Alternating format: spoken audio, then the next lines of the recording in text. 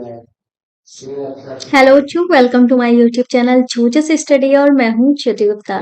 तो भाई क्लास 6 की मैथ्स का चौथा चैप्टर जो है वो हम आज स्टार्ट करने जा रहे हैं। यहाँ पे आज हमारी इंट्रोडक्शन क्लास होगी और जब हमारी ये क्लास कंप्लीट हो जाएगी उसके बाद नेक्स्ट टाइम हम नेक्स्ट टर्म पे इसकी एक्सरसाइज कराएंगे, ठीक है। तो और हम आपको बता देते हैं हमारे चैप्टर का नाम है आधारभूत ज्यामितीय अवधारणाएं, ठीक है। इसके पहले जो भी क्लासेस हुई है अगर आपने नहीं देखी है प्लेलिस्ट में देख लेना। प्लेलिस्ट आपको प्लेलिस्ट में भी मिल जाएगी, साथ में इस वीडियो के डिस्क्रिप्शन बॉक्स में भी आपको प्लेलिस्ट मिल जाएगी। तो चलिए शुरू करते हैं आज की क्लास, ठीक है। तो यहाँ पे आप देख रहे हैं कि यहाँ पे लिखा हुआ है ज्यामिति का एक लंबा और शानदार इतिहास है। मतलब ये जो हमारी ज्यामिति है, जियोमेट्री है, इसका इन्होंने बोला है कि भाई इसका जो है बहुत लंबा, बहुत बड़ा और बहुत इंपॉर्टेंट इतिहास है। ऐसा नहीं है कि ज्यामिति अभी आई है, ये सदियों से चली आई है। इसका जो आविष्कार है इसके गणितज्ञों ने बहुत ही पहले कर दिया है। तो फिलहाल यहाँ पे लिखते हैं शब्द ज्यामिति यूनानी जियोमेट्री मीट्रॉन का अंग्रेजी तुल्य। मतलब ये जो वर्ड लिया गया है ज्यामिति, ये यूनानी शब्द से लिया गया है। यूनानी शब्द कौन सा है? जियोमीट्रॉन। कौन सा है? जियोमीट्रॉन, ठीक है, का अंग्रेजी तुल्य। मतलब इसका जो अंग्रेजी वर्ड है इसी के समान लगभग लिया गया है। फिर ये कह रहे हैं जियो का अर्थ क्या होता है? तो जियो का अर्थ होता है भूमि और मीट्रॉन का अर्थ होता है मापना, ठीक है। तो जियो का मतलब होता है भूमि और मीट्रॉन का अर्थ होता है मापना। इतिहासकारों के अनुसार प्राचीन समय में ज्यामितीय अवधारणाएं संभवतः कला, वास्तुकला, शिल्प कला और भूमि मापन की आवश्यकताओं के कारण ही विकसित हुई। अगर मतलब हालांकि पूछा नहीं जाएगा आपसे, अगर आपके में एमसीक्यूज आते हैं तो ये पूछा जा सकता है इसके आविष्कार की आवश्यकता क्यों हुई। तो भाई जो हमारी कला थी, वास्तुकला थी, शिल्प कला थी, ठीक है, भूमि का मापन हुआ करता था, इसी के कारण ही ज्यामिति का विकास हुआ था। इनमें वे अवसर भी सम्मिलित हैं जब खेतिहर की भूमि परिसीमाओं को बिना किसी शिकायत की संभावना रखते हुए अंकित किया जाता था। वैभवपूर्ण राजभवनों, मंदिरों, झीलों, बांधों तथा नगरों के निर्माण कला और वास्तुकला ने इस अवधारणाओं को और उजागर किया। आजकल भी कला, मापन, वास्तुकला, इंजीनियरिंग, कपड़ों के डिजाइन इत्यादि के सभी रूपों में ज्यामितीय अवधारणाओं का प्रभाव देखा जा सकता है। आप विभिन्न प्रकार की वस्तुओं जैसे टीवी, जैसे बॉक्स, मेज, पुस्तक, अपने स्कूल में लंच ले जाने के लिए खाने के डिब्बे, गेंद जिससे आप खेलते हैं आदि सबको देखते हैं, उनका प्रयोग भी करते हैं। इन सभी वस्तुओं के भिन्न भिन्न आकार होते हैं। जो रूलर आप प्रयोग करते हैं और पेंसिल जिससे आप लिखते हैं वे सीधी हैं। एक चूड़ी, 1 रुपए का सिक्का, गेंद, चित्र, ये सब कैसे होते हैं? गोल प्रतीत होते हैं, ठीक है। जहां पे इंपॉर्टेंट पॉइंट होंगे वहां पे हम आपको समझाते हुए चलेंगे, ठीक है। बिल्कुल भी परेशान नहीं होना है कि आपको ये नहीं समझ में आया। हम हर एक पॉइंट को, जो इंपॉर्टेंट पॉइंट है उसको तो समझाएंगे ही। ये कह रहे हैं यहाँ आप कुछ रोचक तथ्यों के बारे में पढ़ेंगे जो आपके चारों ओर उपस्थित आकारों के बारे में अधिक जानकारी प्राप्त करने में सहायता करेंगे। तो मतलब क्या है? ये कह रहे हैं कि हम अपने आसपास जो भी चीजें अधिकतर देखते हैं, कोई गोल है, कोई चौकोर है, कोई सीधी है, तो ये सब क्या है? शेप्स हैं। ये शेप्स आए कहाँ से? तो इन सब के बारे में हम पढ़ेंगे। तो इन्होंने पहला पॉइंट बताया है बिंदु। बिंदु क्या होता है? ये क्या है? एक बिंदु है, ठीक है, एक पॉइंट है। तो यहाँ पे कहा है कागज पर एक पेंसिल के नुकीले सिरे से एक चिन्ह अंकित कीजिए, ठीक है। जैसे कि हमने ये क्या बनाया है? बिंदु। इसको ही हम डॉट कहते हैं, इसको ही हम पॉइंट कहते हैं। सिरा जितना नुकीला होगा चिन्ह उतना ही सूक्ष्म होगा। लगभग एक बिना दिखाई देने वाला सूक्ष्म चिन्ह आपको एक बिंदु की अवधारणा का आभास करेगा। बिंदु एक स्थिति या लोकेशन को निर्धारित करता है। जैसे कि यहाँ पे इन्होंने कुछ उदाहरण दिए हैं। प्रकार का एक सिरा, तो ये पेंसिल भी क्या बना रहा है? एक बिंदु बना रहा है जो हमको दिख रहा है। अगर मोटी पेंसिल है तो मोटा बिंदु बनेगा, पतली पेंसिल है तो पतला मतलब छोटा सा बिंदु दिखेगा। और ये क्या कर रहा है, प्रकार का नुकीला वाला जो सिरा है, ये कोई बिंदु नहीं बना रहा, पर वहां पे हल्का सा गड्ढा कर रहा है, जो हमको वहां पे लिखा हुआ तो नहीं नजर आएगा, बिंदु बना हुआ तो नहीं नजर आएगा, पर हमको एक आभास लगेगा कि हाँ यहाँ पे बिंदु है, क्योंकि वहां पे गड्ढा बन चुका है। ठीक है, ऐसे ही कह रहे पेंसिल का नुकीला सिरा, एक सुई का निकुला सिरा, पेंसिल के निकुले सिरे से हमारा पॉइंट बन जाएगा, जो हमको दिखेगा प्रत्यक्ष आंखों से, वहां पे निशान दिखेगा। पर सुई से क्या होगा, हमारा वहां पे एक होल टाइप में बन जाएगा, जो हमको आभास करा रहा है कि यहाँ पे एक बिंदु है, पर वहां पे कोई निशान नहीं छूटेगा। ठीक है, यदि आप एक कागज पर मान लीजिए 3 बिंदु अंकित किए, इनमें से भेद बताने की आवश्यकता पड़ेगी, इसके लिए अंग्रेजी के बड़े अक्षर ABC व्यक्त किए गए हैं। यहाँ पे इन्होंने 3 बिंदु लिए हैं ABC, इन बिंदुओं को ABC पढ़ा जाता है। बिंदु निसंदेह बहुत छोटे होने चाहिए, मतलब अब ये नहीं कि इस तरीके से ये आप इस तरीके से एक इतना बड़ा बिंदु बना दे, बिंदु, ठीक है, उसका एक परफेक्ट साइज होता है, परफेक्ट साइज में जैसे कि मतलब ये नहीं है, उसका एक रेंज होता है बिंदु बनाने का भी, ये नहीं कि आप एक बड़ा सा गोला बना दो कह दो ये बिंदु है, ठीक है, वो बिंदु नहीं होगा। ठीक है, बिंदु एक बहुत छोटा होता है। ये कह रहे हैं प्रयास कीजिए, प्रयास करने में हमको कुछ क्वेश्चन दिए, तो हम आपको इस एनालिसिस में प्रयास कीजिए वाले सारे क्वेश्चन सॉल्व कराएंगे, और उदाहरण वाले भी जितने क्वेश्चन आएंगे उनको भी सॉल्व कराएंगे। पहला है, अपनी पेंसिल के नुकीले सिरे से एक कागज पर 4 बिंदु अंकित कीजिए। ठीक है, मान लीजिए 4 बिंदु इस तरीके से आपने अंकित किए पेंसिल से, तथा इन्हें नाम ACPH दीजिए। ठीक है, ACPH हमने नाम दे दिए। इन बिंदुओं को विभिन्न प्रकारों से नाम दीजिए, विभिन्न प्रकारों से नाम दीजिए। ठीक है, नाम देने का प्रकार संलग्न आकृति के अनुसार हो सकता है। ठीक है, तो हमने जैसे कि चित्र बनाया इस तरीके से नाम दिया, इन्होंने जो बनाया है इस तरीके से नाम दिया, तो बस यही करना था, नाम अंकित कीजिए, इनके नाम जो है विभिन्न प्रकार से दे सकते हैं, हम ऐसे भी बिंदु बना सकते हैं। ठीक है, तो यहाँ पे ACPH ऐसे भी लिख सकते हैं, या हम ऐसे 4 बिंदु ऐसे भी बना सकते हैं, ACPH। ठीक है, ये हम अलग अलग तरीके से, इन्होंने कहा है बनाओ तो हमने अलग अलग तरीके से बना दिया है। फिर ये कह रहे हैं, यहाँ पे H को सही कर देते हैं। फिर सेकंड वाले क्वेश्चन कह रहे हैं, आसमान में एक तारा हमें एक बिंदु की अवधारणा का आभास कराता है। मतलब तारे जो है वो हमको एक बिंदु की तरह तो दिखते हैं, ऐसा तो नहीं हमको बहुत बड़े दिख रहे हैं सूरज की तरह, ऐसा थोड़ी ना है। ठीक है, सूरज को हम बिंदु नहीं कह सकते हैं, चंदा को हम बिंदु नहीं कह सकते हैं, पर तारों को हम बिंदु कह सकते हैं, क्योंकि वो बहुत छोटे दिखते हैं हमको। अपने दैनिक जीवन में इसी प्रकार की 5 स्थितियां चुनकर दीजिए। ठीक है, मतलब हमें कितने बताने हैं, 5 बताने हैं। ठीक है, 5 बताने हैं, जैसे कि पहला हो जाएगा हमारी पेन की टिप।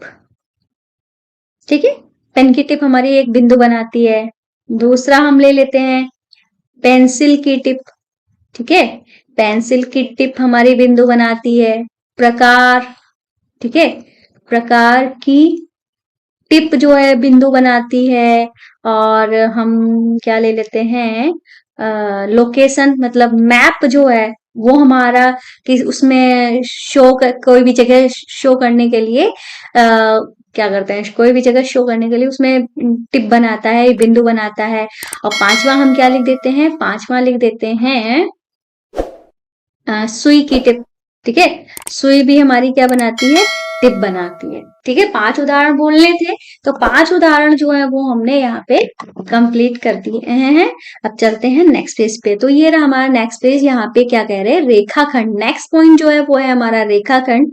एक कागज को मोड़िए। ठीक है, इस तरीके से कागज ले लिया, इसको यहाँ पे इस तरीके से मोड़ना है, फिर उसे खोल दीजिए। क्या आपको कोई मोड़ का निशान दिखाई देता है, तो बिल्कुल हाँ दिखाई देगा। अगर हम कोई कागज लेते हैं, ठीक है, फिलहाल मेरे पास यहाँ पे कागज तो नहीं है, ठीक है, चलो हम ट्राई करते हैं कागज ढूंढ, क्या पता नहीं गया, फाड़ना पड़ेगा। ऐसे तेज एज में फाड़ती नहीं है, लेकिन आपको पढ़ाने के लिए मुझे पेज फाड़ना पड़ेगा। ठीक है, तो मैंने एक पेज ले लिया, इसको फाड़ दिया, ये हमारे पास क्या है, पेज है। ठीक है, कैसे भी मोड़ देना है, मैंने इस कागज को मोड़ दिया। फिर ये कह रहे हैं इस पे कोई निशान दिख रहा है, तो आपको भी दिख रहा होगा ना साफ साफ, इस पे एक निशान दिख रहा है। ठीक है, तो बिल्कुल हमारा आंसर हो जाएगा हाँ, निशान दिख रहा है। इससे एक रेखाखंड की अवधारणा का आभास होता है, मतलब इस पे क्या हुआ है, हमको एक लाइन बनी हुई दिख रही है, आभास हो रहा है, पर हमको मतलब कोई लाइन खींची हुई नहीं दिख रही है, पर हमको लाइन बनी हुई दिख रही है, मतलब एक आभास हो रहा है कि यहाँ पे लाइन बनी हुई है। ठीक है, इसके अंत, इसके दो अंत बिंदु ए बी, तो इन्होंने एक पॉइंट ए मान लिया है, दूसरा पॉइंट बी मान लिया है। एक पतला धागा या डोरी लीजिए, इसके सिरों को कसकर पकड़ लिए, फिर धागे में कोई ढील ना रहे, यह एक रेखाखंड निरूपित करते हैं। मतलब आप, इन्होंने इस बार क्या किया है, एक धागा लिया, कस के पकड़ लिया, तो जो कस के जब इसको पकड़ लिया है, तो वो एक क्या बना रही है, सीधी लाइन ऐसी बना रही है। ठीक है, फिर ये कह रहे हैं कि यह रेखाखंड को निरूपित करता है। फिर ये कह रहे हैं हाथों से पकड़े हुए सिर इस रेखाखंड के अंत बिंदु हैं। ठीक है, मतलब अंत बिंदु है, मतलब रेखा, ये मान लो ए है, ये बी है, अंत बिंदु का मतलब धागा हमारा यहाँ से स्टार्ट हुआ, यहाँ तक खत्म हो गया, मतलब इतना ही बड़ा धागा था ना, तो इसके अंत बिंदु है, इसलिए इन्होंने बोला है। रेखाखंड के कुछ उदाहरण निम्नलिखित हैं। तो इन्होंने रेखाखंड के और भी उदाहरण दिए हैं, जैसे कि ये जो हमारा इस तरीके से ये बुक दी गई है, इसमें भी कई सारी रेखाएं बनी हुई हैं, ये आप देख सकते हो। ये सब क्या है, रेखाओं से ही ये हमारी क्या बनी है, आकृति बनी है। ठीक है, ये सारी क्या है, हमारी रेखाएं हैं। ऐसे ही ये जो हमारा दिया गया है, ये भी रेखाओं से ही बना है। ये लेटर बॉक्स, लेटर जो है, ठीक है, ये भी हमारा रेखाओं से बना है। तो ये सब क्या है, हमारी रेखाओं से बनी हुई आकृति है। आगे चलते हैं। ठीक है, वही बात इन्होंने जो हमने अभी आपको बताई, वही बात यहाँ पे लिखा है, एक बॉक्स का किनारा, ट्यूबलाइट, पोस्ट कार्ड का किनारा। ठीक है, फिर उन्होंने कहा है एक कागज पर दो बिंदु ए बी अंकित कीजिए, इन दोनों बिंदुओं को सभी संभव रास्तों से जोड़ने का प्रयत्न कीजिए। ठीक है, मतलब क्या किया है इन्होंने, कोई कागज था, इस पे इस तरीके से कोई दो बिंदु लिए हैं। फिर हम इसको हम ऐसे भी जोड़ सकते हैं, ऐसे भी जोड़ सकते हैं, हमें इन दोनों बिंदुओं को जोड़ना है। हम कहीं घूम फिर के आए, हम फिर इसको जोड़ सकते हैं। कहा हम पूरा पेज घूम के आए, फिर हमने बी तक मिला दिया। हम यही कह रहे हैं कि कहीं से भी आपको जोड़ना है। ठीक है, तो वो हमने आपको जोड़कर दिखा दिया, बस कुछ नहीं है, यही सिंपल सा बोल रहे थे। तो यही चीज यहाँ पे दिखाई गई, इन्होंने सीधे से जोड़ा, गोल घूम के जोड़ा, टेढ़ा मेढ़ा करके जोड़ा, और ज्यादा टेढ़ा मेढ़ा करके घूमा। ठीक है, फिर बी तक पहुंच गए, तो ये दिखाया है।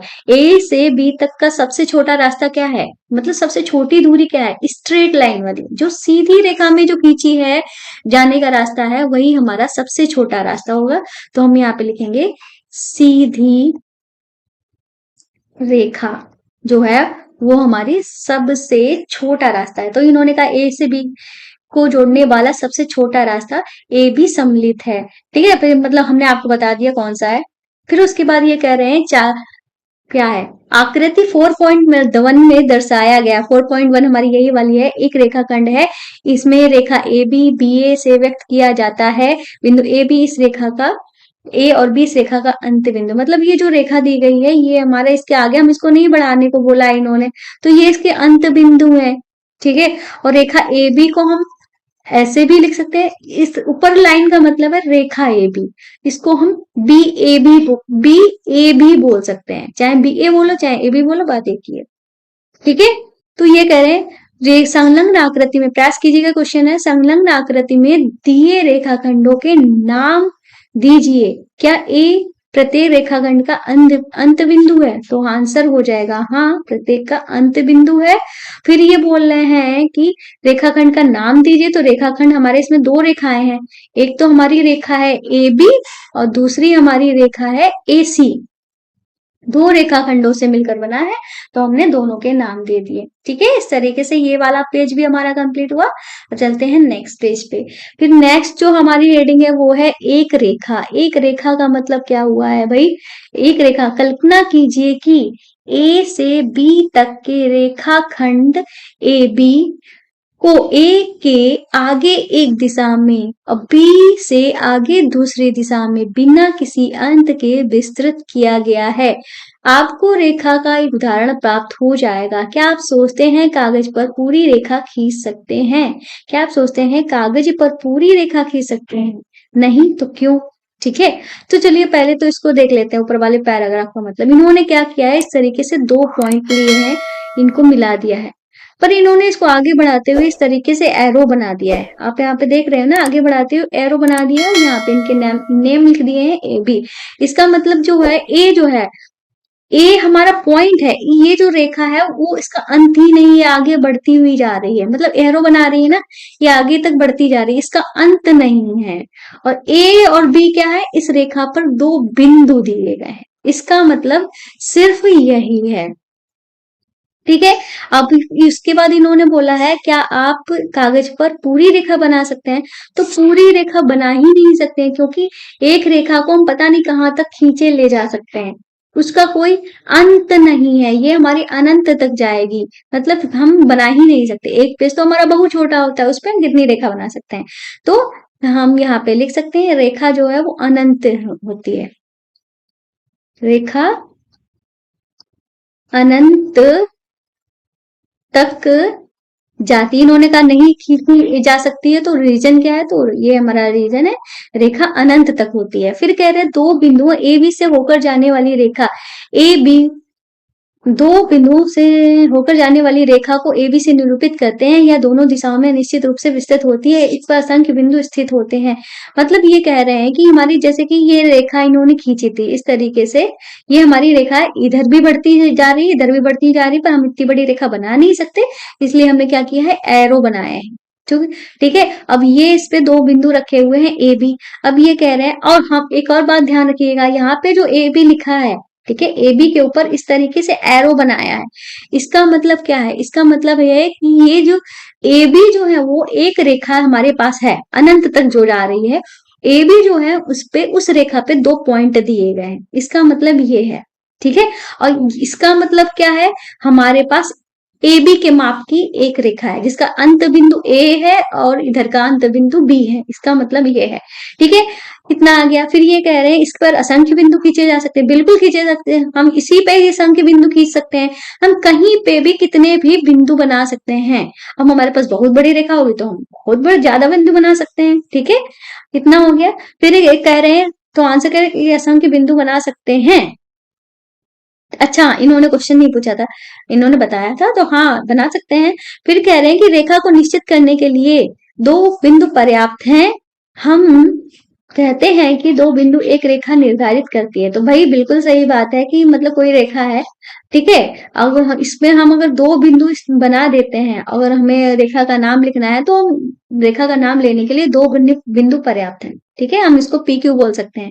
बस ध्यान रहना चाहिए कि पी क्यू जब हम इसको बोलेंगे तो इसके ऊपर हमको अगर नहीं, इसके अंत बिंदु नहीं है, तो हम उसके ऊपर इस तरीके से एरो वाला तीर लगाएंगे। ठीक है, फिर कह रहे हैं कि कभी कभी एक रेखा को एलसी भी दर्शाते हैं, मतलब कभी हम क्या करते हैं, इस तरीके से रेखा बनाते हैं, उसका नाम एल दे देते हैं, मतलब इस पूरी रेखा का नाम एल है। ठीक है, ऐसा भी कर सकते हैं, और हम इस तरीके से फिर कर सकते हैं कि हम इस रेखा को पी क्यू भी बोल सकते हैं, लेकिन एरो के साथ। ठीक है, यही इन्होंने बताया है।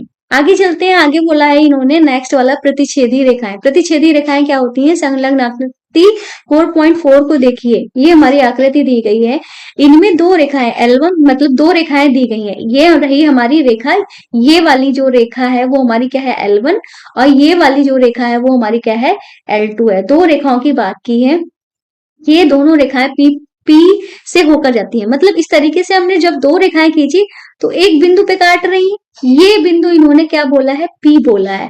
ठीक है, तो पी क्या है, पी जो है इसका प्रतिच्छेद बिंदु, प्रतिच्छेद का मतलब एक दूसरे को काटने वाला जो बिंदु वो होता है वो प्रतिच्छेदी होता है, इनको इंटरसेक्टिंग लाइंस भी कहते हैं। ठीक है, अब ये जो बिंदु है दोनों रेखाओं में क्या है, दोनों रेखाओं में आ रहा है ना, ये वाला बिंदु इस रेखा में भी आ रहा है और ये वाला बिंदु इस रेखा में भी आ रहा है, तो इसको हम उभयनिष्ठ बिंदु भी कहते हैं। ठीक है, आया समझ में। प्रतिच्छेदी रेखाएं मतलब दो रेखाएं एक दूसरे को काटती हैं, उनको हम प्रतिच्छेदी रेखाएं कहते हैं। प्रतिच्छेदी रेखाओं के कुछ उदाहरण निम्नलिखित हैं, जैसे कि इन्होंने इस तरीके से यहाँ पे ये प्रतिच्छेद कर दिया है, ये दो लाइनों को यहाँ पे प्रतिच्छेद कर दिया है, इस तरीके से रोड बनी हुई है तो ये आपस में प्रतिच्छेद कर रही है। परस्पर काटती हुई सड़कें, अंग्रेजी वर्णमाला का एक्स, ठीक है, पुस्तिका पर दो संलग्न किनारे, ठीक है, ये इन्होंने उदाहरण दिए हैं। आगे चलते हैं। इन्होंने कहा है, इन्हें कीजिए, तो कुछ क्वेश्चन दिए गए हैं। इन्होंने कहा है एक कागज लीजिए, इसे 2 बार मोड़िए ताकि 2 प्रतिच्छेदी रेखाएं प्राप्त हो जाए, चर्चा कीजिए। फिर कह रहे हैं पहले क्वेश्चन में, क्या 2 रेखाएं एक से अधिक बिंदुओं पर प्रतिच्छेद करती हैं? क्या 2 से अधिक रेखाएं एक ही बिंदु पर प्रतिच्छेद कर सकती हैं? तो बिल्कुल कर सकती हैं। जैसे कि ये हमारे पास कागज था, हमने इस पे इस तरीके से मोड़ा था, इन्होंने कहा 2 बार मोड़ दो, भाई 2 बार हमने इसको मोड़ दिया, तो यहाँ पे आपको आभास होता हुआ दिख रहा है कि ये जो पॉइंट है, ठीक है, ये जो बीच वाला पॉइंट है, कितनी कितनी बिंदु बना रहा है? एक बिंदु बना रहा है ना, तो हम यहाँ पे एक ही बिंदु लिखेंगे। ठीक है, इन्होंने के क्या दो रेखाएं एक से अधिक बिंदुओं पर काटी? तो नहीं, 2 रेखाएं अगर हमारे पास हैं तो सिर्फ एक ही बिंदु पे काटेंगी। 2 से अधिक बिंदु मतलब 2 रेखाएं एक से अधिक बिंदुओं पर काट ही नहीं सकती हैं। ठीक है, अगर वो एक से अधिक बिंदु, कैसे इनको मोड़ोगे थोड़ी ना, कर्व हो जाएंगी, फिर वो हमारी रेखा थोड़ी ना रहेगी। कर्व हमारी जो होती है वो 2 बिंदु पे काट सकती है, पर जैसे कि ये वाली तो हमारी रेखा होगी, पर ये हमारा कर्व है, ये हमारी कोई रेखा थोड़ी ना है। ठीक है, तो पॉसिबल ही नहीं है कि 2 रेखाएं आपस में जो प्रतिच्छेद करें तो एक से अधिक प्रतिच्छेद बिंदु बने। तो आंसर हो जाएगा नहीं। ठीक है, यहाँ पे लिखा है क्या 2 से अधिक रेखाएं एक ही बिंदु पर प्रतिच्छेद कर सकती हैं? क्या 2 से अधिक रेखाएं? तो मतलब हमारे पास ये बिंदु है, ठीक है, एक रेखा यहाँ से प्रतिच्छेद करी, दूसरी रेखा यहाँ से प्रतिच्छेद करी, तीसरी रेखा यहाँ से प्रतिच्छेद करी, चौथी रेखा यहाँ से प्रतिच्छेद करी। इस तरीके से कई सारी हमारी रेखाएं जो है इस बिंदु पे प्रतिच्छेद कर सकती हैं। तो कह रहे क्या 2 से अधिक रेखाएं एक बिंदु पर प्रतिच्छेद कर सकती हैं? तो बिल्कुल प्रतिच्छेद कर सकती हैं। ठीक है,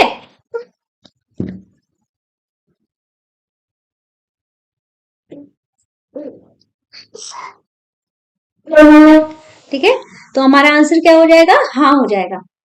अब चलते हैं 6th वाले पॉइंट पे, जो कि हमारा दिया गया है समांतर रेखाएं। समांतर रेखाएं क्या होती हैं? यहाँ पे लिखा है, आइए आकृति 4.6 में दी गई मेज को देखें। तो यहाँ पे हमको क्या दिया गया है? मेज दी गई है। क्या दी गई है? मेज दी गई है। इसका ऊपरी सिरा ABCD सपाट है, मतलब ये जो हमारा रेखा दी, मतलब जो ऊपर वाली टेबल दी गई है वो कैसी है? हमारी सपाट, मतलब प्लेन दी गई है। फिर यहाँ पे देखें आप, कुछ रेखाखंड और बिंदु देख पा रहे हैं, क्या ये प्रतिच्छेदी रेखाएं हैं?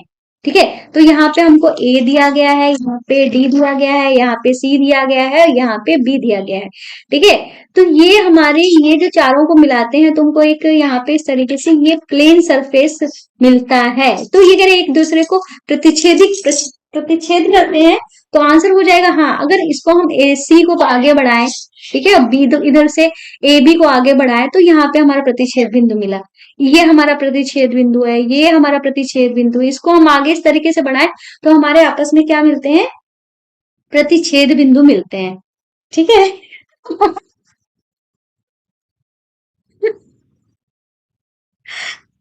ठीक है, अपना हैंकी ले आओ रखे। भाभी, इनको रुमाल दे दो। ये पकड़ो। ठीक है, ये हो गया। फिर ये कह रहे हैं कि क्या प्रतिच्छेदी रेखाएं हैं? तो बिल्कुल प्रतिच्छेदी रेखाएं हैं। फिर ये कह रहे हैं कि आप कुछ बिंदु रेखाखंड देख पा रहे हैं, तो AB जो है हमारा, AB जो है एक रेखाखंड है, BC हमारा एक रेखाखंड है, ये नहीं रखे तो ठीक है, और CD हमारा एक रेखाखंड है, और DA हमारा एक रेखाखंड है। ये सब क्या है? हमारे रेखाखंड है। ऐसे ये भी एक रेखाखंड है, ये भी एक रेखाखंड है, ये भी एक रेखाखंड है, ये भी एक रेखाखंड है। ये सब क्या है? हमारे रेखाखंड है। और ABCDEFGH ये सब हमारे क्या है?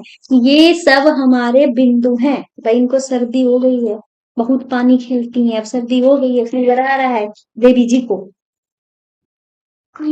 बै ठीक है, यही जो हमने आपको समझाया वही यहाँ पे लिखा हुआ है। ठीक है, यहाँ पे भी वही लिखा हुआ है। आगे चलते हैं। यहाँ पे लिखा है ऐसी रेखाएं जो प्रतिच्छेद नहीं करती है समांतर रेखाएं कहलाती हैं। सोचिए, चर्चा कीजिए। ठीक है, हम क्या पढ़ रहे थे? समांतर के बारे में पढ़ रहे थे। तो समांतर समांतर रेखाएं जो होती हैं ऐसी रेखाएं होती है जो कभी प्रतिच्छेद नहीं करती हैं। ठीक है, अब जैसे कि हमने इस तरीके से तिरछी की, अगर हम इनको आगे इस तरीके से बढ़ाएंगे, ठीक है, तो कहीं ना कहीं पीछे जाके प्रतिच्छेद करेंगे। अगर हमने ऐसे इस तरीके से बना दी रेखा, इस तरीके से हमने रेखा बनाई, इसको हम आगे बढ़ाएंगे तो कहीं ना कहीं पॉइंट पे प्रतिच्छेद करेंगे। पर समांतर रेखाएं हमारी ऐसी रेखाएं होती हैं जो कभी भी प्रतिच्छेद नहीं करेंगी। क्यों? क्योंकि जैसे यहाँ की जो दूरी है, इसके हर पॉइंट पे दोनों रेखाओं के बीच की दूरी है वो हमेशा समान रहेगी। ठीक है, अगर समान नहीं है तो वो आगे जाके या कहीं पीछे जाके हमेशा कहीं ना कहीं प्रतिच्छेद करेगी ही। तो समांतर रेखाएं ऐसी रेखाएं होती हैं जिन जिन दोनों रेखाओं में दूरियां जो होती है समान होती हैं और कभी भी प्रतिच्छेद नहीं करती हैं। ठीक है, तो ये पॉइंट यहाँ पे इंपॉर्टेंट है। फिर लिखा है यदि दो रेखाएं ए बी सी डी समांतर हैं तो इन्हें हम सांकेतिक रूप में ए बी समांतर सी डी इस तरीके से लिख सकते हैं। जैसे कि इन्होंने एक और बात यहाँ पे इन्होंने बताई इस डायग्राम को लेकर, ये जो है ये रेखा इसके रेखा के समांतर है, क्योंकि हम देखते हैं ना हमारे मेज में इधर वाली पूरी दूरी जो होती है, जितनी चौड़ाई हमारी मेज मान लो ऐसे है, ठीक है, ये इधर हमारा अगर इस मेज की चौड़ाई हमारी 2 फीट है, ठीक है, तो इधर भी 2 फीट होगी। ऐसे थोड़ी ना होगी कि हमारी मेज ऐसे होगी, इधर हमारी 2 फीट है, इधर हमारी 1 फीट कर दी, तो वही हमारी मेज ऐसे थोड़ी ना बनती है। इधर हमारी हर जगह की इसकी दूरी यहाँ पे जितनी है उतनी दूरी इसके है, तो इसका मतलब AD और BC समांतर है और AB और CD समांतर है। तो इसको हम कैसे लिख सकते हैं? AB समांतर, ये समांतर का साइन, ये 11 की तरह जो है ये समांतर का साइन है। AB और CD समांतर है और ऐसे ही AD और BC हमारा समांतर है। ठीक है, आ गया आपको समांतर जो है वो समझ में आ गया होगा। ठीक है, ये हो गया। आगे चलते हैं तो इन्होंने यहाँ पे इस तरीके से, जैसे कि यहाँ पे स्केल दिए, स्केल में ये वाली रेखा और ये वाली रेखा है जो आपस में समांतर है। ठीक है, ऐसे ही ये रेल की पटरियां भी हमारी आपस में समांतर होती है, कभी मिलती नहीं है। ठीक है, ये हमारी खिड़की की सलाखें दी गई हैं, ये भी समांतर होती हैं। इसकी ये जो लाइनें खींची गई हैं ये भी आपस में समांतर है ना। ठीक है, तो ये सब क्या है? ये हमारे समांतर हैं। क्या कर रही हो बेबी? मत करा, गड़बड़ हो जाएगी। है तो समांतर, जैसे कि इन्होंने 2 रेखाएं ले ली हैं, एक हमारी L1 है, एक हमारी L2 है, ये हमारे आपस में क्या है? समांतर है। तो हम इनको ऐसे भी लिख सकते हैं, L1 समांतर L2, ऐसे भी हम लिख सकते हैं। ठीक है, आगे ना समझ में आ गया? हाँ, अब चलते हैं नेक्स्ट पे। तो ये है हमारा किरण। किरण क्या होता है? जैसे कि आप किरण को हम रेज रेज मतलब रोशनी समझ सकते हैं। जैसे कि यहाँ आप देख सकते हो, यहाँ से रोशनी निकल रही है, इस लाइट से रोशनी निकल रही है, सन से रोशनी निकल रही है। ठीक है, ये सब क्या है? ये जो किरणें हैं इस तरीके से हमारी निकल रही हैं, ये निकल रही है, ये क्या है? रेज, जो एक जगह से निकलती हैं दूसरी जगह फैलती हैं, एक जगह से निकलती हैं दूसरी जगह। ऐसा नहीं है कि किरण जो है इधर से भी निकल रही है, मतलब दोनों तरफ से निकल रही हो, ऐसा नहीं, मतलब दोनों तरफ नहीं फैलती, एक जगह से निकलती है दूसरी तरफ फैलती है। ठीक है, किरण वही होती है। ठीक है, ये होती है हमारी किरण। ठीक है, ये होगी हमारी किरण। आगे चलते हैं तो अब देखते हैं किरण के बारे में इन्होंने क्या समझाया है। इन्होंने कहा किरण रेखा का एक भाग होता है, यह एक बिंदु से प्रारंभ होती है। ठीक है, एक बिंदु से प्रारंभ होती है और इसे हम क्या कहते हैं? प्रारंभिक बिंदु या इनिशियल पॉइंट कहते हैं, और एक दिशा में बिना किसी अंत के फैलती है। ठीक है, मतलब एक बिंदु से निकलती है और ये अनंत तक जाती है। ठीक है, तो मतलब विस्तृत हो जाती है। यह दाई बाबू पास जाना है, जाओ।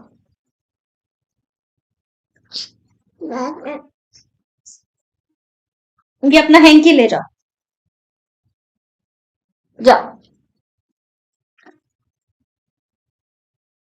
ठीक है, यह दाई और किरण की दी हुई आकृति को देखिए, इस पर 2 बिंदु दर्शाया गया है। जैसे एक बिंदु ये यहां से चलना स्टार्ट हुई, आगे ये बढ़ती जा रही है, हाँ, इस पे हम कई सारे बिंदु बना सकते हैं, वो बात अलग है। ठीक है, ये अनंत तक जा रही है। ठीक है, ए क्या है, प्रारंभिक बिंदु। पी जो इस पर एक अन्य बिंदु, पी जो है इस पे एक बिंदु, नॉर्मल एक बिंदु दे दिया गया है, तो इसको हम क्या कहेंगे, ए पी। ठीक है, और ये क्या है, हमारी किरण है, रे। ठीक है, किरण है, तो इसको हम ऐसे लिखेंगे। ठीक है, अब यहाँ पे कह रहे हैं, देखिए चर्चा कीजिए, पी क्यू क्या है, किरण है, तो इसका प्रारंभिक बिंदु क्या है, ए है। क्यों इस पर इन्होंने पी क्यू की बात की है, तो हमें बनाना पड़ेगा, मान लो ये हमारा पी क्यू है, क्यू हम यहाँ पे बना देते हैं, ये हमारा पी है, तो पी क्यू किरण है, तो इसका प्रारंभिक बिंदु क्या हो जाएगा, इसको यहाँ पे सही कर देते हैं। इसका प्रारंभिक बिंदु जो है वो हमारा पी हो जाएगा। क्यू इस पर कहाँ स्थित है, मध्य में, मध्य का मतलब बीच में कहीं पे भी। ठीक है, तो यहाँ पे लिख देंगे इस पर, या हम कह सकते हैं मध्य स्थित। मध्य मतलब बी, एकदम एग्जैक्टली बीच में नहीं। ठीक है, बीच में कहीं पे भी। क्या हम कह सकते हैं, क्यों इस पर इसका प्रारंभिक बिंदु है, तो भाई नहीं, प्रारंभिक बिंदु थोड़ी ना है, ये बीच में स्थित है। ठीक है, इतना समझ में आ गया। अब हम तीनों में डिफरेंस भी आपको बता देते हैं, नहीं तो आप कंफ्यूज हो जाओगे। देखो, सबसे पहले हम आपको डिफरेंस बता देते हैं। सबसे पहले हमने क्या पढ़ा, रेखाखंड पढ़ा। ठीक है, रेखाखंड। अब रेखाखंड क्या होता है, जैसे कि देखो, यहाँ पे हम आपको दिखा भी देते हैं, हमने क्या क्या पढ़ा। सबसे पहले तो हमने बिंदु पढ़ा था, नहीं तो कंफ्यूज हो जाओगे ना। तो बिंदु क्या होता है, एक पॉइंट होता है। फिर हमने क्या पढ़ा, फिर हमने ये पढ़ा था रेखाखंड। ठीक है, रेखाखंड पढ़ा था। फिर हमने क्या पढ़ा था, फिर हमने पढ़ा था एक रेखा पढ़ी थी। फिर हमने प्रतिच्छेदी रेखाएं पढ़ी थी। फिर प्रतिच्छेदी के बाद समांतर रेखाएं पढ़ी थी। समांतर रेखाओं के बाद हमने ये किरण पढ़ी थी। इतनी चीजें पढ़ी, तो सारी चीजें हम आपको यहाँ पे बता देते हैं। ठीक है, हमने रेखाखंड पढ़ा, रेखा पढ़ा, किरण पढ़ी। ठीक है, ये हमने पढ़ी, और समांतर रेखाएं। ठीक है, समांतर रेखा पढ़ी। फिर हमने प्रतिच्छेदी रेखा पढ़ी। ठीक है, और बिंदु पढ़ा। इतनी चीजें हमने पढ़ी हैं। ठीक है, सबसे पहले बिंदु क्या होता है, ये होता है हमारा बिंदु। एक पॉइंट जो होता है वो हमारा क्या होता है, बिंदु होता है। ठीक है, अब फिर क्या है, रेखाखंड। सबसे पहले तो हम बता देते हैं, ये क्या है, इस तरीके से ये क्या है, ये हमारी एक रेखा है, इस पर हमने कोई दो पॉइंट ले लिए। मतलब इस रेखा, ये जो पूरी रेखा दी गई है, इस पे हमने कोई दो पॉइंट ले लिए, तो ये हमारे क्या हो गए, रेखा के खंड। ठीक है, तो ए बी हमने दो पॉइंट लिए हैं, तो इसको हम अलग बना लेंगे इस तरीके से। ए बी, इस रेखा का हमने एक हिस्सा तोड़ दिया, इसको अलग बना दिया, तो ये हमारा क्या हो गया, रेखाखंड। ठीक है, रेखा के एक खंड को हम रेखाखंड, इसको हम ऐसे लिखेंगे। और रेखा क्या होती है, जैसे ये पूरी क्या है हमारी एक रेखा, ये इधर तक अनंत तक जा रही है, इधर अनंत तक जा रही है, तो इसको, इस पे हमने दो पॉइंट जो लिए थे, ए बी, अब हमने इसको अलग नहीं किया, इसी पे ही है ये, एक रेखा पे दो पॉइंट दिए गए हैं, तो ये हमारी एक बड़ी, मतलब जो रेखा दी गई है उस पे दो पॉइंट दिए गए हैं, तो उसको हम ऐसे दर्शाएंगे। किरण क्या होती है, एक पॉइंट से स्टार्ट होती है, बीच में मान लो ये हमारा ए है, बीच में हमने कोई बिंदु बी मान लिया, और एक ही पॉइंट से स्टार्ट हो रही है, ये इधर नहीं आगे बढ़ रही है, इधर सिर्फ इधर ही बढ़ रही है, तो इसको हम ऐसे लिखेंगे, ए बी। ये हमारी किरण हो गई। समांतर रेखाएं, दो रेखाएं जब आपस में कभी नहीं मिलती वो समांतर रेखाएं। प्रतिच्छेदी रेखाएं, जो आपस में एक, मतलब आपस में काटे, एक दूसरे को काटे, वो प्रतिच्छेदी रेखाएं। हो गया। अब चलते हैं, प्रयास कीजिए पे। ये कह रहे सामने दी आकृति में दर्शाए गए किरणों के नाम दी गए, लिखिए। जैसे यहां से स्टार्ट हुआ, यहाँ पे जाके इस तरीके से आगे की तरफ बढ़ रहे हैं, ये हमारी किरण दी गई, इनके नाम लिखना है। तो ये है हमारा टी ए। ठीक है, एक ही तरफ बढ़ रहे हैं, तो इस तरीके से टी ए लिखेंगे। इसको हम ऐसे नहीं लिख, जैसे कि हम रेखा को, रेखाखंड को ए बी लिख दें या बी ए लिख दें, बात एक ही है। पर किरण में ऐसा नहीं कर सकते हैं, किरण में ऐसा नहीं करेंगे।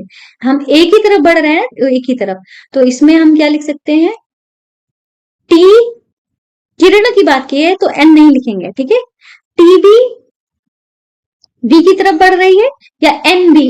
ठीक है, एन बी भी लिख सकते हैं। क्या टी इन सभी किरणों का प्रारंभिक बिंदु है? तो बिल्कुल हाँ, टी से ही तो सब स्टार्ट हुए हैं। तो लेकिन इसका प्रारंभिक बिंदु नहीं है, ये तो एन से स्टार्ट हुआ है। ठीक है, यहाँ पे हम लिख सकते हैं किंतु एन बी का नहीं। इस तरीके से हम यहाँ पे लिख दिया। ठीक है, ये हो गया। आगे देखते हैं, यहाँ पे कह रहे संलग्न आकृति में ये जो आकृति दिखाई गई है, किरण ओ ए, ये किरण ओ ए दी गई है या ओ से प्रारंभ होती है और ए से होकर जाती है, किरण बिंदु बी से होकर जाती है, या किरण बिंदु बी से होकर जाती है, क्या आप इसे ओ भी कह सकते हैं? किसको ओ भी कह सकते हैं? एक बार फिर से देख लेते हैं।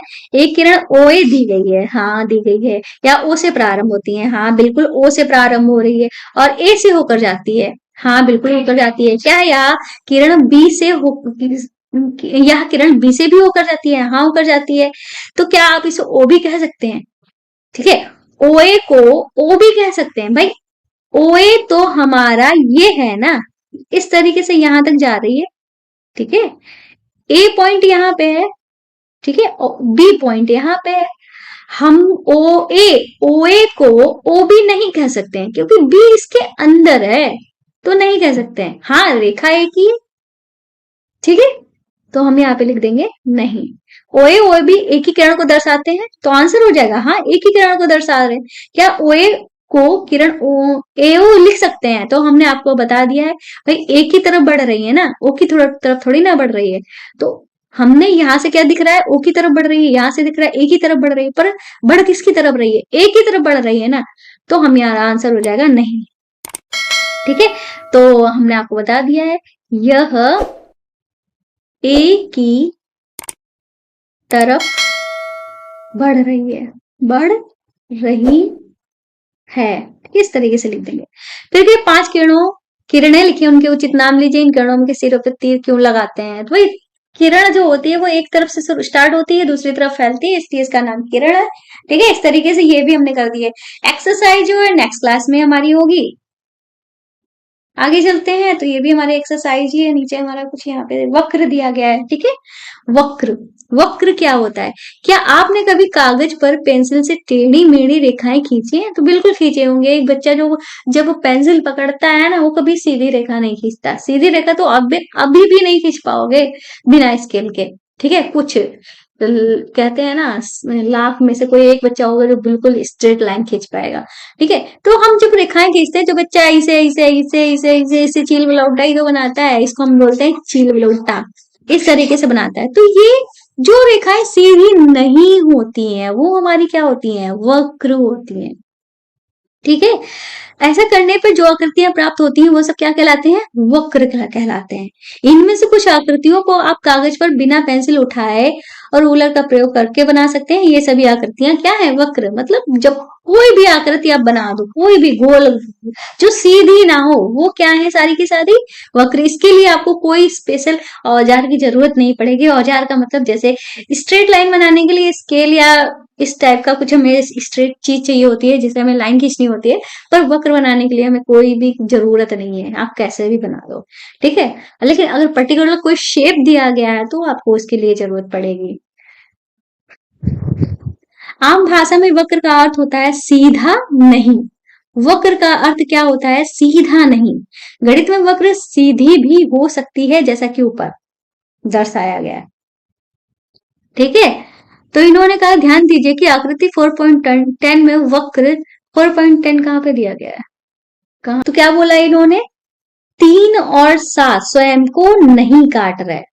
ठीक है, जबकि 1 2 5 6 स्वयं को नहीं काटते हैं। मतलब ये वाले 3 और 7 जो है स्वयं को काट रहे हैं, और 1 2 5 6 स्वयं को नहीं काटते हैं। यदि कोई वक्र स्वयं को ना काटे तो वो सरल वक्र कहलाता है। ठीक है, तो 1 2 5 6 ये क्या कर रहे हैं? स्वयं को नहीं काट रहे हैं। मतलब ये जो है खुला वक्र है, किस कहीं पे नहीं काट रहा है। ये मान लो यहाँ से स्टार्ट हुआ, यहीं पे खत्म हुआ, तो ये भी खुद को नहीं काट रहा है। ये भी खुला वक्र है, यहाँ से स्टार्ट हुआ, यहाँ पे खत्म हुआ, ये भी नहीं काट रहा है। मान लो ये यहाँ से स्टार्ट हुआ, ये बन के वापस से यहीं आ गया, यहीं पे खत्म हो गया। ठीक है, तो ये नहीं काट रहे। तो इस टाइप के वक्र जो स्वयं को नहीं काटते हैं वो क्या कहलाते हैं? सरल वक्र कहलाते हैं। और ये वाला वक्र और ये वाला वक्र जो है स्वयं को काट रहा है, ये ठीक है, ये भी हमारा वक्री है पर स्वयं को काट रहा है। और जो नहीं काटते वो सरल वक्र है। और ये तो हमारा रेखाखंडी है। ठीक है, इसको भी हम क्या बोलेंगे? वक्री। एक सीधी रेखा भी हमारा वक्र है। अगर टेढ़ी मेढ़ी रेखा बना देंगे तो भी हमारा वक्री बोला जाएगा। ठीक है, फिर ये कह रहे हैं संलग्न आकृति में दी गई दोनों वक्रों में अंतर क्या है? तो भाई अंतर क्या है? ये खुला वक्र है, ये बंद वक्र है। ये कहीं पर से खुला नहीं है, ये बंद है। ठीक है, फिर ये करके वक्र एक ओपन कर्व है मतलब खुला वक्र, और एक बंद कर्व है मतलब क्लोज कर्व है। ठीक है, ऐसे ही इन्होंने बोला 1 2 5 4 में बंद वक्र खुली वक्र बता सकते हैं, मतलब इनमें खुला वक्र बंद वक्र बता सकते हैं। ठीक है, तो भाई ये हमने आपको बता दिया, ये ओपन कर्व है, ये हमारा ओपन कर्व है, ये हमारा क्लोज कर्व है, और ये भी हमारा क्लोज कर्व है। इतने में ही पूछा गया था, इतने में हमने आपको बता दिया। आगे चलते हैं। एक आकृति में स्थितियां, आकृति में कौन कौन सी स्थितियां हो सकती हैं? एक टेनिस कोर्ट में कोर्ट रेखा उसे 3 भागों में बांटती है। ये भाग हैं रेखा के एक और रेखा पर और रेखा के दूसरी ओर, आप एक और दूसरी ओर बिना रेखा को पार किए नहीं जा सकते। आपके घर की परिसीमा घर के सड़क को अलग करती है। परिसर के अंदर बड़े की परिसीमा फालतू में। ठीक है, क्वेश्चन है यहाँ पे दिया गया है। आकृति में स्थितियां दी गई है, मतलब एक हमारे इस तरीके से कर दिया गया है। कर के अंदर एक ए पॉइंट है, एक रेखा पे है, एक रेखा के बाहर है। तो हमको यही बताना है, सिंपल सी बात है। इतना बढ़ा चढ़ा के बहुत ही भयानक लैंग्वेज में लिख देते हैं। ठीक है, फिर ये क्वेश्चन जो है वो हमसे कह रहे हैं वक्र के अभ्यंतर। अभ्यंतर मतलब अंदर क्या है? तो अंदर जो है वो हमारा ए है। ठीक है, परिसीमा मतलब इसकी जो सीमा, इसका बॉर्डर है उस पे क्या है? बी है। बहिर्भाग मतलब बाहर, इंटीरियर एक्सटीरियर। ठीक है, इंटीरियर मतलब अभ्यंतर, एक्सटीरियर मतलब बहिर्भाग। तो बाहर हमारा कौन बैठा है? सी बैठा है, तो बस हो गया। ठीक है, आगे चलते हैं। तो यही इन्होंने वही चीज लिखी है। फिर कह रहे वक्र के अभ्यंतर और उसकी परिसीमा को मिलाकर वक्र का क्षेत्र कहलाता है। अभ्यंतर और वक्र सीमा को मिलाकर मतलब बाहर से, हमें बाहर वालों से कोई मतलब नहीं है। हमारे घर को जो टच करे, ठीक है, और हमारे घर के जो अंदर है, ठीक है, वो हमारे घर का रीजन कहलाता है। रीजन क्षेत्र कहलाता है, क्षेत्र कहलाता है। मतलब जैसे कि अगर कोई गार्ड भी है, कुत्ता भी है, वो हमारी फैमिली कहलाता है ना। ठीक है, वही बात बोलिए। बाहर कोई बैठा है, बिल्कुल घर के बाहर बैठा है, तो हमें उससे क्या लेना देना? वो हमारी फैमिली में थोड़ी ना आएगा। ठीक है, वही बात बोली है इन्होंने। आगे यहाँ पे लिखा है नेक्स्ट जो है वो हमारा है बहुभुज। ठीक है, बहुभुज क्या होता है? नीचे दी गई आकृति में 1 2 3 4 5 को देखिए भाई, ध्यान से देख लो। 1 2 3 4 5 को भाई देख लिया ध्यान से। फिर आगे क्या कह रहे हैं? इनके बारे में आप क्या कह सकते हैं? ये बंद आकृतियां हैं, सारी की सारी बंद आकृतियां हैं। तो आंसर हो जाएगा हाँ। एक वक्र दूसरे से किस प्रकार भिन्न है? तो भाई भिन्न तो है ही, जैसे इसमें 5 भुजाएं, इसमें 3 भुजाएं। इनकी भुजाओं की तो बात ही ना करो। इसमें 4 भुजाएं, इसमें भुजा तो एक है, बाकी कर्व बना हुआ है। क्या अगर इसको भी भुजा मान लेते हैं यहाँ से यहाँ तक, तो 3 भुजाएं एक कर्व है। और इसमें अजीब ही है, 1 भुजा, 2 भुजा, 3 भुजा, 4 भुजा, 5 भुजा, 6 भुजा, 7 भुजा, 8 भुजा, 9 भुजा है इसमें, अगर टोटल भुजाएं गिनते हैं। भी कह रहे हैं कुछ विशेषता है यहाँ पे। हाँ बिल्कुल है। यह केवल रेखाखंडों से ही बनी आकृति है। यह केवल रेखाखंडों से ही बनी आकृति है। ये वाली आकृतियां रेखाखंड से बनी है, पर ये वाली नहीं बनी है। इसमें एक कर्व भी दिया गया है। क्या दिया गया है? कर्व दिया गया है। ठीक है, फिर ये कह रहे हैं कि ऐसी आकृतियां बहुभुज कहलाती हैं, बहुभुज कहलाती है, पॉलीगन कहलाती है। मतलब अलग अलग भुजाओं से बनी हुई आकृति, अलग मतलब कई सारी भुजाओं से बनी हुई आकृति जो होती है वो बहुभुज कहलाती है। अगर बहुभुज की सबसे कम भुजा वाली आकृति, मतलब सबसे कम से कम कितनी भुजाओं का यूज करके हम एक बहुभुज बना सकते हैं? तो आंसर हो जाएगा 3। अगर 3 से कम भुजाएं होंगी तो हमारा बहुभुज नहीं बनेगा, क्योंकि 2 भुजाओं से कोई भी हम बंद आकृति बना ही नहीं सकते। कैसे भी कर लो वो खुली रह ही जाएगी। तो 3 ही आकृति से हम किसी आकृति को बंद कर सकते हैं। ठीक है, यह आकृति बहुभुज होती है जब एक सरल बंद आकृति हो तो केवल रेखाखंडों से बनी होती है। 10 अलग अलग आकृतियां वाले बहुभुज बनाई है, तो बना लेना। ठीक है, कुछ भी करके कोई भी आकृति। फिर कह रहे हैं इन्हें कीजिए। निम्न की सहायता से एक बहुभुज बनाने का प्रयत्न करें। माचिस की 5 तीलियां, से हमें क्या बनाना है, बहुभुज बनाना है। तो भाई लो, एक तीली ये हो गई, दूसरी तीली ये हो गई, तीसरी तीली ये, चौथी तीली ये, पांचवी तीली ये, बन गया बहुभुज पांच भुजाओं से। चार तीली से, पहली तीली ये, दूसरी तीली ये, तीसरी तीली ये, चौथी तीली ये, बन गया बहुभुज। तीन तीली से, एक तीली ये, दूसरी तीली ये, तीसरी तीली ये, बन गया हमारा बहुभुज। दो तीलियों से हमारा बहुभुज संभव ही नहीं हो सकता, कुछ नहीं है। तो ये कह किस किस स्थिति में संभव नहीं है, चार में। ठीक है, तो हम यहाँ पे कह रहे हैं क्यों, क्योंकि क्योंकि यह बंद आकृति नहीं बनाता, बंद आकृति नहीं बनाता। ध्यान रखिएगा, जब किसी कर्व को हम बंद कर देते हैं तो वो हमारा बहुभुज बन जाता है। जब किसी वक्र को हम बंद कर देते हैं वो हमारा बहुभुज कहलाता है। फिर कह रहे हैं भुजाएं, शीर्ष और विकर्ण, आखिर ये होते क्या है। ठीक है, तो इसको बहुभुज कहने के लिए कुछ कारण दीजिए। एक बहुभुज को बनाने वाले रेखाखंड की भुजाएं कहलाती हैं। एबीसीडी भुजाओं के नाम क्या हैं, के भुजाओं के नाम क्या है। तो भाई एबीसीडी की भुजाओं के नाम क्या है, एक ए बी है, एक सी डी है, एक डी ई है, एक ई ए है। हो गई पांच भुजाएं। ध्यान दीजिए कि कोनों को किस क्रम में लेकर भुजाओं के नाम लिखा गया है। भाई हमने यहाँ से लेकर स्टार्ट किया है, यहाँ से यहाँ, फिर यहाँ, फिर यहाँ, फिर यहाँ, फिर यहाँ, इस तरीके से हमने लिखा है। फिर क्या कर रहे हैं, यही इन्होंने लिख दिया है। ठीक है, अब हमारी क्या है, भुजाएं हैं, इस तरीके से हमने इन पर बेल लगा दिए। दो रेखा जहां मिलती हैं उस बिंदु को बहुभुज का शीर्ष कहते हैं। मतलब ये जो दो रेखाएं हमारी आपस में मिलती हैं, जिसको हम प्रतिच्छेद बिंदु बोला था, उसको भी हम, अगर कोई हमारा बहुभुज दिया गया तो वो हमारे शीर्ष कहलाएंगे। शीर्ष मतलब जो कॉर्नर पे होता है वो हमारे शीर्ष कहलाते हैं। ठीक है, शीर्ष को हम क्या कहते हैं, वर्टेक्स बोलते हैं। क्या बोलते हैं, वर्टेक्स बोलते हैं। आगे चलते हैं, अभी हमारा कितना बचा हुआ है, दो, काफी कुछ बचा हुआ है। ठीक है, दो तीन पेज बचे हुए हैं। ठीक है, अब जाना नहीं, थोड़ी देर रुक जाओ। भुजाएं एई और ईडी बिंदु ई पर मिलती हैं, इसलिए ई बहुभुज एबीसीडी का क्या है, शीर्ष है। बी और सी के अन्य इसके दो शीर्ष हैं। इन बिंदुओं को मिलाने वाली भुजाओं के नाम लिख सकते हैं। बी और सी को मिलाने वाली क्या, बी ए ई बहुभुज ए बी सी डी का एक शीर्ष है, बी सी के अन्य दो शीर्ष हैं। क्या आप इन बिंदुओं को मिलाने वाली भुजाओं के नाम लिख सकते हैं। ठीक है, कहाँ गया हमारा डायग्राम, ये है। ठीक है, दो भुजाओं बी और सी को मिलाने वाली भुजाएं, एक ये भुजा है, एक ये भुजा है। ठीक है, अब ये कह रहे हैं उपरोक्त में एबीसीडी के अन्य शीर्षों के नाम लिख सकते हैं। तो बिल्कुल, हम शीर्ष हमारे क्या है, सारे ए बी सी डी ई ये सब हमारे क्या है, शीर्ष ही तो हैं। ठीक है, कोई भी दो भुजाओं जिनमें उभयनिष्ठ अंत बिंदु हो बहुभुज की आसन्न भुजाएं कहलाती है। बहु आसन्न भुजाएं क्या होती है, ध्यान से देखना। जैसे कि ये हमारा कोई आकृति बनी है, इस भुजा का आसन ये है और ये है, पास वाली भुजा, ये वाली भुजा आसन्न नहीं होगी। ठीक है, फिर से बनाते हैं। अगर इस भुजा की बात करते हैं तो इसके पास में ये है और ये है, ये पास में नहीं है।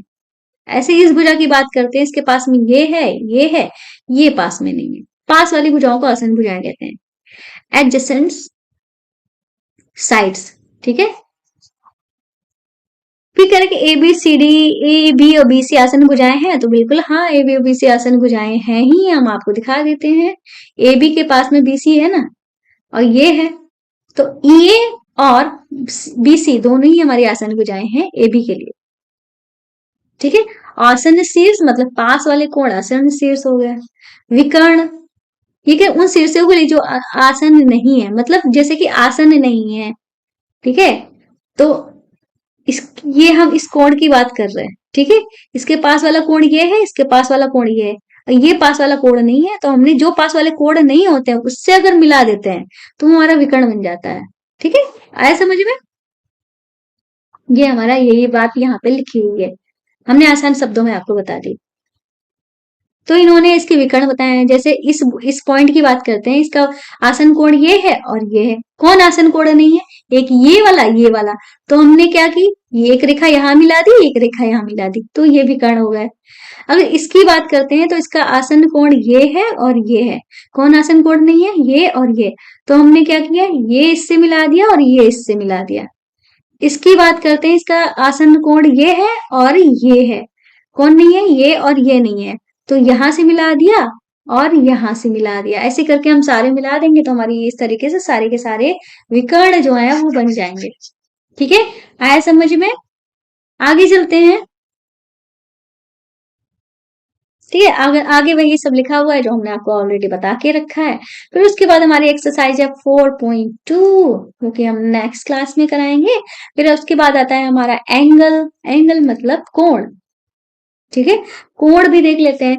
जब कोने बनते हैं तो उसे क्या कहते हैं? कोण कहते हैं, एंगल कहते हैं। ठीक है, कोई आ गया, हम बोल के आते हैं। तो स्टार्ट करते हैं। तो हम क्या पढ़ा रहे थे आपको? कोण। जब कोने बनते हैं तो कोण भी बनते हैं।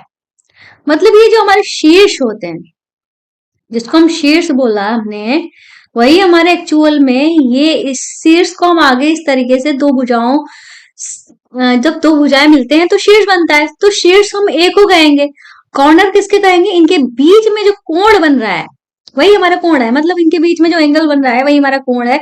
जब कोने बनते हैं तो हमारा एंगल बनता है। ठीक है, आकृति दी गई है जहां बॉक्स का ऊपरी सिरा कब्जा लगे दरवाजे की तरह है। बक्से के किनारे एज एडी और दरवाजे के किनारे एपी की दो किरण एबी एडी एपी के रूप में कल्पना की जा सकती है। इन दोनों किरणों में उभयनिष्ठ बिंदु ए है। यह कहा जाता है कि ये दोनों किरणें एक कोण बना रही हैं। जैसे इसी की बात कर लेते हैं, एक किरण ये गई, एक किरण ये गई। ठीक है, तो इनके बीच में जो एंगल है वो हमारा जो भी हो, ऐसे ही एक किरण ये गई, एक किरण ये गई, इनके बीच में एंगल जो भी हो। ठीक है, बॉक्स है तो एंगल हमारा 90 डिग्री होगा। ठीक है, इस तरीके से यही बोला है इन्होंने।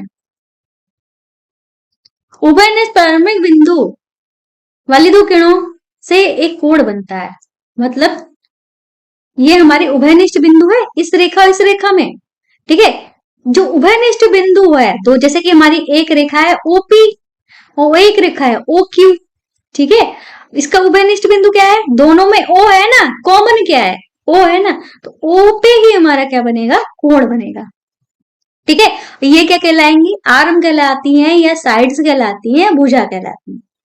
ठीक है, और ये क्या है? इसको हम शीर्ष बोलेंगे। शीर्ष पे ही हमारा क्या बनता है? कोण बनता है। ये हमारा क्या है? शीर्ष है। शीर्ष पे ही हमारा क्या बनता है? कोण बनता है। तो यही बात जो है इन्होंने यहाँ पे लिखी हुई है। ठीक है, आगे चलते हैं। अब कोण को हम व्यक्त कैसे करते हैं? जैसे कि हम अगर इस कोण की बात करते हैं तो हम कैसे लिखेंगे इसको? कोण, कोण का साइन जो होता है वो इस तरीके से होता है। ठीक है, कोण बी, किसकी बात कर रहे हैं? पी की बात कर रहे हैं ना, तो पी को बीच में लिखेंगे ए। ठीक है, पता कैसे चलेगा कौन बीच में है? जो बीच में है उसी कोण की बात करते हैं। अगर हम इस वाले कोण की बात करते हैं, इस वाले कोण की बात करते हैं, इसको क्या कहेंगे? कोण बी पी ए कहें या कोण ए पी बी कहें। इसको भी हम ऐसे लिख सकते हैं, बी नहीं सी है ना इसमें, तो हम सी कर देते हैं ऊपर जरा, क्यों कंफ्यूज हो आप लोग? ठीक है, सी लिख, या इसको हम सीपीए बोले या एपीसी बोले, बात एक ही है। ऐसे ही इसको भी हम बोल सकते हैं ए पी बी। बस ध्यान रखना कि जिस कोण की बात कर रहे हैं वो बीच में होना चाहिए। बाकी हम इधर उधर कोई भी टहले, हमें उससे मतलब नहीं है। अगर हमारे बारे में बात हो रही है ना, हम बीच में रहने चाहिए। जैसे कि आप कोई डांस शो है, ठीक है, या सिंगिंग कंपटीशन है, साथ में डांस करने वाले जैसे हीरो वगैरह डांस करते हैं, एक्टर वगैरह डांस करते हैं, जो मेन एक्टर होता है वो बीच में रहता है। बाकी इधर वाले इधर जाए, उधर नाचे, कहीं भी नाचे, कोई मतलब नहीं, कोई उसको नहीं देखता। देखा किसको जाता है? बीच वाले को। ऐसे ही इसमें भी होता है। ठीक है, आगे चलते हैं, इस कोड का क्या नाम है, तो हमने आपको बता दिया। अब इसको हम ज्यादा ही शॉर्ट में ऐसे बोल सकते हैं, कोड पी। अगर इस तरीके से हमारे पास यहाँ भी कोड पी की बात हो रही, यहाँ भी कोड पी की बात हो रही, तो कंफ्यूजन हो जाएगा। उस कंफ्यूजन को दूर करने के लिए हम इस तरीके से पूरे नाम दे देते हैं, ठीक है। अगर पूरे कोड की बात हो रही है, ठीक है, इस पूरे कोड की बात हो रही है, तो हम कोड पी लिख सकते हैं, या इसको हम ऐसे लिखेंगे कोड ए सी, नहीं ए पी सी, या कोड सी पी ए, ऐसे भी लिख सकते हैं। अब आप पर डिपेंड करता है, हर तरीके से आपको बता दिया है। अगर आपने ये वाली क्लास देख ली ना, इससे मतलब रेखा कोण गुण जो भी है आपके पास, इसी में कोई भी कंफ्यूजन नहीं रहेगा, ठीक है। यही इन्होंने बोला है। कोड पी को हम ए पीबी भी बोल सकते हैं, और सीपीबी को हम सीपीबी, और ये भी बोल सकते हैं हम। जैसे कि इन्होंने क्या बात की है, इन्होंने ये बताया है कि ये वाला कोड इस कोड के बराबर है, तो इसको हम ये बोल सकते हैं, इसको हम ये बोल सकते हैं, सीधी सी बात। अब कर रहे हैं इन्हें कीजिए भाई, इन्हें भी कर लेते हैं, देखते हैं इन्होंने करने को बोला क्या है। कोई कोड मान लीजिए एबीसी है, ए बी सी मतलब कोड बी की बात कर रहा है, ठीक है, मान लिया। बी ए को परिसीमा लेकर उस भाग को छायांकित कीजिए जिसे बीसी, जिस और बीसी स्थित है, जिस और बीसी स्थित है, ठीक है। तो बीसी जिधर स्थित है तो उसको छायांकित किया है हमने, ठीक है। फिर क्या कह रहे हैं, फिर कह रहे हैं अब बीसी को परिसीमा लेकर उस भाग को दूसरे रंग से कीजिए जिस ओर ए बी स्थित है। तो ए बी किधर स्थित है, इधर स्थित है, तो इसको छायांकित कर दिया। दोनों प्रकार के छायांकित भागों में उभयनिष्ठ क्या हुआ, ये वाला हिस्सा हुआ ना। हम आपको समझा देते हैं, नहीं समझ में आया। इस तरीके से हमारे पास एंगल बने हुए थे, ठीक है, इस तरीके से। ये हमारा बी, बी नहीं, बी तो हमारा बीच में था ना, ए सी बी इस तरीके से दिया गया था, ए सी बी, ए सी बी, ए सी बी, ठीक है। पहले इन्होंने कहा कि इस हिस्से को छायांकित करो, सीबी वाले हिस्से को छायांकित कर दिया, फिर बोले एसी वाले हिस्से को छायांकित करो, इस तरीके से कर दिया। तो हमने पहले क्या किया था, इस हिस्से को छायांकित किया था, फिर हमने इस हिस्से को छायांकित किया। अब ओवरलैप मतलब डबल लाइन कहाँ पे बन रही है, इस हिस्से में बन रही है ना, तो यही क्या हो गया, हमारा एंगल हो गया, है ना समझ में, ठीक है। ध्यान दें कि अभ्यंतर एक सीमित क्षेत्र नहीं है या निश्चित रूप से विस्तृत है, मतलब ये इधर ऐसे फैल रहा है, ये इधर ऐसे फैल रहा है, मतलब ये फैल रहा है ना, ये वास्ट है, बढ़ता जा रहा है अनंत तक, ठीक है। लेकिन हमको अगर नेमिंग दे दी गई है तो बात अलग है, ठीक है। फिर यहाँ पे अभ्यंतर बहिर्भाग ये सब हम देख लेते हैं। एक्स कोण के अभ्यंतर स्थित है, एक्स कहाँ है, ये जैसे इस परिसीमा में आ रहा है ना, और इसके अगर मतलब हमने यहाँ पे भी कोई बना दिया, वो भी इसके अभ्यंतर ही आएगा, क्योंकि ये हमारी क्या है, रेखाएं हैं, ठीक है। ये हमारी क्या है, रेखाएं हैं, ये इसके इस परिक्षेत्र में ही आ रहा है। अगर यहाँ पे कोई पॉइंट दिया होता तो वो भी हमारे अभ्यंतर में आता। अगर जैसे कि ये पॉइंट दिया गया है जेड, ये कहाँ है, बाहर भाग, बाहिर अभ्यंतर में स्थित नहीं है या बहिर्भाग में है। पी इसकी परिसीमा में है, ठीक है, पी इसकी परिसीमा में है, आर इसकी परिसीमा है, एक्स अभ्यंतर है। अगर इधर भी कोई पॉइंट होते वो भी अभ्यंतर में होते। एक्स जो है इसकी परिसीमा में है, क्या कहते हैं कि इसकी भुजाओं पर स्थित है। आए समझ में। अब हमारी एक्सरसाइज है, और ठीक है, इस तरीके से पूरे चैप्टर जो है वो हमारा खत्म हो गया। उम्मीद है क्लास जो है आपको अच्छे से समझ में आई होगी, ठीक है। क्लास बढ़िया लगी हो, मेरा पढ़ाना अच्छा लगा हो, बहुत मेहनत लगती है, लगातार बोलते रहना, मेरी गर्दन में सच बताऊं तो बहुत ही ज्यादा दर्द हो रहा है, पर पढ़ाना है तो पढ़ाना है, दैट्स इट। तो भैया आपको इतना काम कर लेना है, जिन्होंने चैनल को सब्सक्राइब कर लिया है उनको थैंक यू, जिन्होंने नहीं किया प्लीज कर लें, और अपने दोस्तों को हमारे वीडियोस जरूर शेयर कर दिया करें। इतना काम कर दो, अपने दोस्तों को हमारी वीडियो जरूर शेयर कर दो। तो मिलते हैं नेक्स्ट वीडियो में, तब तक के लिए बाय बाय।